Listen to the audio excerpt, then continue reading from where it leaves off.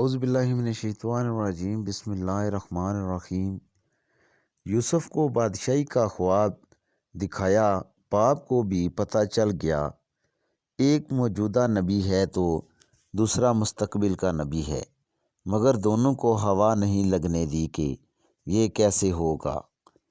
خواب خوشی کا تھا مگر چکر غم کا چلا دیا۔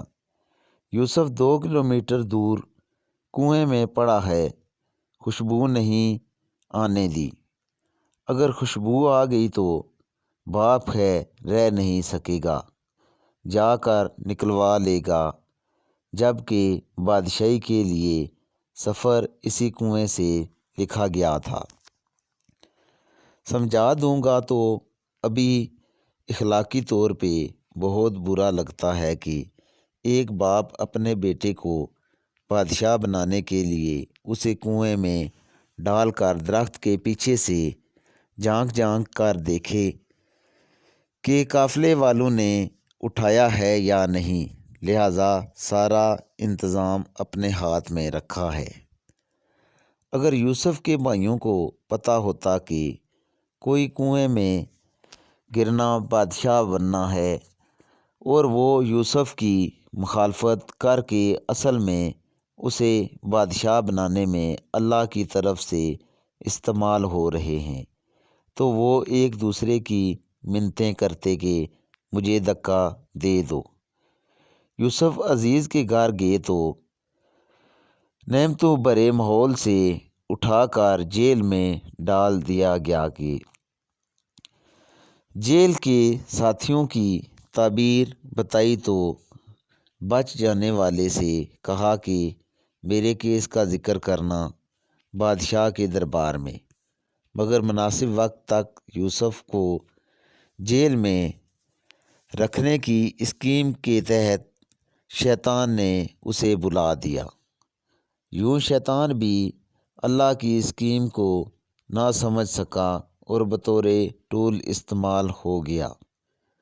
اگر اس وقت یوسف علیہ السلام کا ذکر ہو جاتا تو یوسف سوالی ہوتے، اور رب کو یہ پسند نہیں تھا کہ اس کی اسکیم میں بادشاہ کو سوالی بن کر آنا تھا، اور پھر بادشاہ کو خواب دکھا کر سوالی بنایا، اور یوسف علیہ السلام کی تعبیر نے ان کی عقل و دانش کا سکہ جما دیا۔ بادشاہ نے بلایا تو فرمایا میں ابن RO کے تحت باہر نہیں آؤں گا جب تک عورتوں والے کیس میں سے میری بے گناہی ثابت نہ ہو جائے۔ عورتیں بلوائی گئی، سب نے یوسف کی پاک دامنی کی گواہی دی، اور مدعیہ عورت نے بھی جھوٹ کا اعتراف کر کے کہہ دیا کہ یوسف بے گناہ ہے۔ وہی قحط کا خواب جو بادشاہ کو یوسف کے پاس لایا تھا، وہی قحط وانکا کر کے یوسف کے بھائیوں کو بھی ان کے دربار میں لے آیا اور دکھا دیا کہ یہ وہ ہے، بس معصوم بچہ ہے جسے تمہارے اسد نے بادشاہ بنا دیا۔ فرمایا پہلے بھی تم میرا کرتا لے کر گئے تھے جس نے میرے باپ کی بینائی کھا لی، کیونکہ وہ اسی کرتے کو سونگھ سونگھ کر گریا کیا کرتے تھے۔ فرمایا اب یہ کرتا لے جاؤ، یہ وہ کھوئی ہوئی بینائی واپس لے آئے گا۔ اب یوسف نہیں، یوسف کا کرتا مصر سے چلا ہے تو کنعان کے صحرا مہک اٹھے۔ یعقوب چیخ پڑے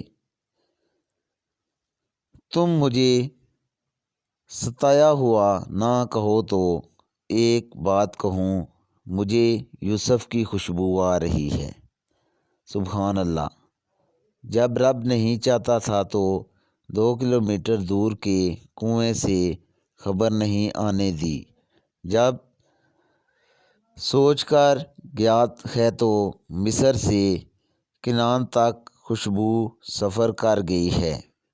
اللہ جو چاہتا ہے وہ کر کے ہی رہتا ہے، مگر لوگوں کی اکثریت یہ بات نہیں جانتی۔ یاد رکھیں، آپ کے عزیزوں کی چالیں اور اسد شاید آپ کے بارے میں اللہ کی خیر کی اسکیم کو ہی کامیاب بنانے کی کوئی خدائی چال ہو۔ انہیں کرنے دیں جو وہ کرتے ہیں، اللہ پاک اسے خیر مانگے۔ آج کی ویڈیو اتنی ہی، اجازت دیجیے، اللہ حافظ۔